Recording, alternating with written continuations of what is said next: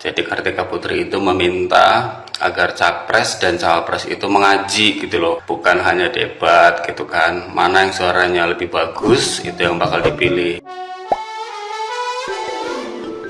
Hola netizen yang tercinta, Kartika Putri baru-baru ini mendapat sorotan karena pernyataannya yang menyinggung para capres. Seperti diketahui, Kartika Putri sempat melontarkan tantangan kepada para capres untuk mengaji. Menurutnya, dari kemampuan mengaji bisa menjadi bahan penilaian jika capres tersebut patut jadi pemimpin. Pernyataan Kartika Putri sontak menimbulkan pro kontra. Sayangnya, ketika ada pendukung yang tersinggung atas pernyataan tersebut, justru ditanggapi Kartika Putri dengan ledekan. Sikap Kartika Putri ini tidak membuat suasana reda, justru bikin netizen yang budiman geram. Netizen yang berbakti merasa Kartika Putri nyinyir lantaran terus mengaitkan persoalan apapun dengan agama. Setelah videonya viral tentang para capres ngaji, Kartika Putri lantas memberikan penjelasan. Ia menantang capres ngaji karena terinspirasi dari salah satu presiden Turki. Namun, ia menyayangkan videonya justru dipotong-potong hingga menuai komentar yang tidak baik.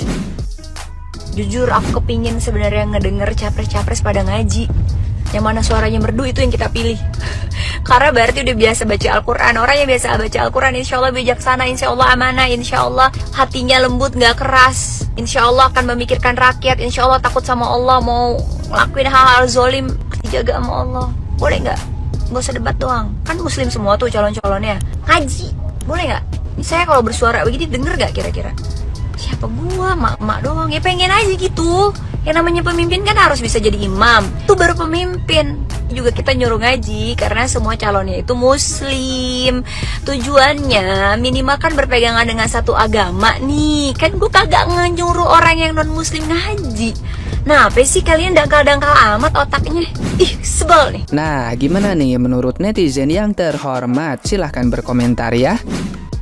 Sedikit berkomentar tentang ucapan Kartika Putri yang bilang katanya coba sih diuji capres sama cawapresnya buat ngaji, seberapa merdu mereka mengaji. Gue kasih tahu ya Kartika Putri, di sini Indonesia lagi bikin election day untuk pemimpin negara, bukan pemimpin surau ataupun masjid ataupun pemilihan kiai. Jadi jangan sampai politik itu disatu-satuin sama agama, karena itu nggak akan pernah bisa. Yang ada sesama umat nih saling bentur-benturan ntar, karena yang ada jadi politik identitas, rasis, dan bikin sara. Paham kan sampai sini? Dan seberapa merdu orang mengaji itu tergantung dari individunya masing-masing. Tapi yang pasti gue kasih tahu nih Kartika Putri, mengaji itu bukan cuma hatam sampai surat terakhir dibaca, tapi sampai dengan surat terakhir dibaca, tahu isinya seperti apa dan diamalkan dalam kehidupan sehari-hari kita, itu baru namanya hatam. Makanya orang yang keblinger bilang bahwa Imam Mahdi muncul saat pemilu ini, tolong lihat lagi sabda Rasulullah seperti apa. Rasulullah itu dapat firman dari Allah tentang siapa itu Imam Mahdi. Imam Mahdi baru muncul ketika Dajjal muncul. Kalau Imam Mahdi muncul sekarang, siapa Dajjalnya? Gue tanya, gue matinya picak satu.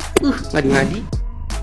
Jadi ceritanya Kartika Putri atau yang biasa dipanggil Karput ini lagi live di sosial medianya teman-teman. Terus live-nya itu direcord ya sama warganet, terus disebarluaskan. Jadi Kartika Putri itu meminta agar capres dan cawapres itu mengaji gitu loh, bukan hanya debat gitu kan. Mana yang suaranya lebih bagus itu yang bakal dipilih, begitu teman-teman. Ya memang manfaat mengaji itu bagus ya, bikin kita tenang, bikin kita adem, ya enggak? Ya gitu. Jadi manfaatnya memang sangat banyak ya mengaji itu, dan bagus banget gitu ya. Bikin kita jadi rileks gitu kan, bikin kita merasakan ketentraman yang luar biasa gitu kan. Tapi kalau capres dan cawapresnya disuruh mengaji, kayaknya sih agak ini ya, agak kurang nyambung gitu ya menurut saya pribadi. Memang sih bagi umat muslim dan muslimah itu mengaji adalah hal yang sangat penting dan wajib ya, bisa memperdalam keimanan kita dan lain sebagainya kan begitu. Tapi kan itu masuknya ranah secara pribadi gitu ya, bukan secara umum dan global, karena di sini kita kan mau milih presiden dan wakil presiden gitu kan. Jadi yang dicari dan dinilai sama masyarakat adalah wawasan, kecerdasannya ya kan, gagasannya mau dibawa kemana ini negara berikutnya ya di tahun 2024, akankah dibawa ke arah yang lebih baik atau enggak gitu kan. Saya tidak menyalahkan Mbak Kartika Putri, idenya ya itu bagus juga gitu loh ya, tapi next dipikirkan kayaknya ya tentang mengaji.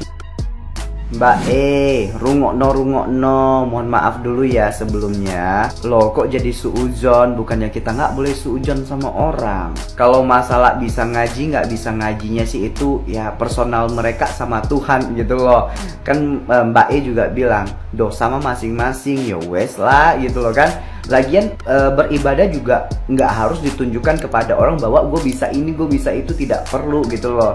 Itu masalahnya dia sama Tuhan. Kita ya jadi manusia ya kita nggak boleh suudzon. Sebenarnya netizen itu tidak membela capres-capres yang mereka pilih, tapi di sini pembahasannya ini pemilihan presiden bukan pemilihan yang lain gitu loh. Jadi untuk suruh mereka ngaji itu yang kayak, ini kan masalah pribadi kok sampai harus ngaji diperlihatkan ke orang gitu loh. Mending ikut lomba ngaji aja Mbak kalau begitu Mbak. BTW bagus juga saran kamu Mbak Kartika Putri. Ya cukup bagus lah, sekedar menghibur di negara Konoha ini. Ya bukan dengan maksud menyepelekan agama ya, tapi ini kan levelnya debat cawapres yang harusnya dikupas itu ide dan gagasannya. Dari debat kemarin saja sebenarnya aku udah muak gitu. Isinya cuman saling serang, bahasnya juga cuman kulitnya saja, berdebat soal definisi, bertanya soal definisi. Ini level apa ini seperti ini? Bukan membahas soal ide dan gagasan, dikupas benar-benar mendalam secara stadikes, bahkan ke level filsafat mungkin, secara sosial dan kemanusiaan juga di negeri ini, yang membahas tentang mendalam seperti itu. Kita kan nggak membahas debatnya, nggak membahas stadikes yang benar-benar mendalam semacam itu, padahal ini levelnya pemimpin tertinggi di suatu negara. Gimana nanti bisa mengambil keputusan kalau yang dibahas hanya soal kulitnya saja, soal definisi, saling serang dan banyak gimmick yang malah bikin aku muak. Apa ini seperti ini? Masa level seperti ini buat debat capres dan cawapres? Apalagi kamu suruh buat ngaji, bisa jadi lomba ngaji nanti ke depannya itu. Coba itu debat yang sedikit bermutu lah. Aku aja sudah bosan sendiri lihat debat seperti itu, makanya aku males buat bahas politik. Assalamualaikum Mbak Kartika. Sebelumnya mohon maaf ya, bukan berarti saya ikut campur. Yang katanya calon presiden harus pintar mengaji dan sebagus apa suaranya. Benarkah itu? Maaf ya Mbak, ini sebelum mengeluarkan statement ini tuh Mbak dipikirkan dulu nggak ya? Jadi kayak Mbak ini merendahkan calon presiden, bahwa mereka itu nggak pada bisa ngaji gitu loh. Emang Mbak tahu mereka ini pada nggak bisa ngaji, suaranya pada jelek atau gimana gitu? Kan ini mau nyalon presiden Mbak, bukan mau lomba ngaji. Jadi nggak harus suaranya bagus juga tuh. Yang penting mereka menjadi pemimpin yang amanah, itu aja. Jadi Mbaknya jangan merasa suci, jangan merasa benar, jangan merasa paling bisa gitu loh Mbak ya. Atau gini aja deh Mbak, sebelum Mbak menantang calon presiden, tantang Tiara Marlene dulu deh ya. Yuk, aku juga pengen tahu sebagus apa suaranya Mbak Kartika. Tapi aku percaya sama Mbak Kartika. Tapi tetap, kita sepintar apapun pasti masih ada orang yang lebih pintar di atas kita. Makasih ya Mbak Kartika. Ditunggu ya. Mohon maaf ya. Assalamualaikum warahmatullahi wabarakatuh. Jujur gue nggak tahu lu ngelawak apa bagaimana, tapi ya sah-sah aja sih kalau misalnya itu standar lu dalam memilih presiden. Tapi ada yang lebih kocak lagi nih. Gue sih sah-sah aja gitu kan, dia bikin standar memilih presiden yang gitu. Tapi lu harus dengar juga standar orang lain gitu. Contohnya misalnya ada lu pada yang pingin seorang presiden itu minimal pernah ikut perang gitu, atau minimal tertancap lah gitu satu peluru di badan dia, menunjukkan dia adalah sosok yang nasionalis. Tapi yang lebih kocaknya lagi ketika dia bilang orang yang pandai baca Al-Quran insya Allah beginilah, begonolah, begini, begonolah. Nih ya gue kasih tahu sama lu ya, pandai baca Al-Quran gak menjamin dia adalah sosok pemimpin yang baik. Nih gua kasih bukti. Lu bilang insya Allah memikirkan rakyat, gimana dengan ini kasus korupsi di Kementerian Agama? Gue yakin oknum-oknum di Kementerian Agama yang korupsi ini pasti pandai lah baca Al-Quran. Tapi apa, mereka korupsi pengadaan Al-Quran. Gimana dengan ini Menteri Agama Said Agil, korupsi dana abadi umat? Bagaimana juga dengan kasus-kasus korupsi haji? Apakah mereka memikirkan rakyat? Bahkan oknum guru agama, ya udah pastilah dia udah terbiasa baca Al-Quran, dan baca Al-Quran juga pasti bagus gitu. Tapi melakukan apa? Melakukan kekerasan seksual. Bahkan gak 1-2 kasus, padahal mereka ini adalah orang yang paham agama. Gue hanya membantah statement lu mau dukung siapa, gue juga bodoh amat.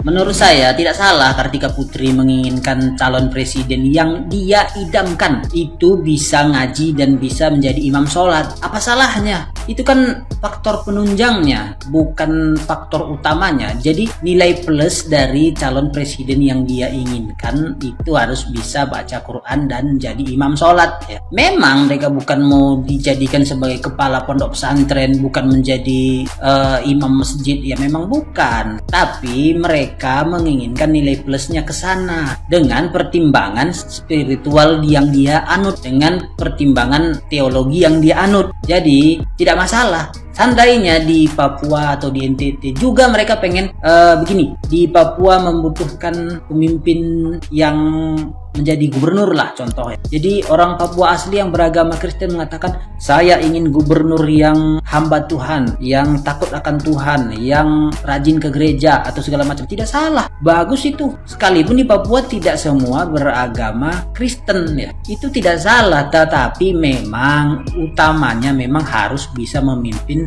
ya negara ya, memimpin birokrasi dari pemerintahan ini. Itu harus dong. Tapi kalau dia menginginkan nilai plus dari segi spiritual ya sah-sah saja menurut saya. Orang juga bebas ya mengambil faktor-faktor penunjang lain ya. Mungkin dia good looking, mungkin dia pinter, mungkin dia keturunan ningrat ya, macam-macam. Bebas, ini negara demokrasi ya. Apalagi seorang Kartika Putri hanya seorang ya, artis, bukan memiliki kewenangan di pemerintahan. Jadi bebas-bebas saja ya.